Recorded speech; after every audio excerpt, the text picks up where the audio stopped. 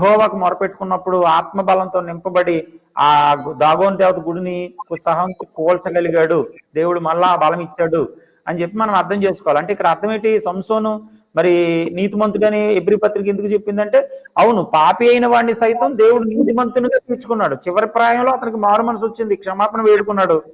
ఎబ్రీ పత్రిక అందుకనే విశ్వాసం వీరుల జాబితాలో అతన్ని చూపించింది. అంతే తప్ప అసలు అతనిలో ఏ తప్పు లేదండి, వ్యభిచారం లేదండి, వాళ్ళందరూ వ్యభిచారులు కాదని అని చెప్పి స్టోరీ మొత్తం మార్చేస్తే ఎలాగా? స్టోరీ మొత్తం మార్చేస్తే దేవుడు ఎందుకు అతను నీతిమంతుని జాబులో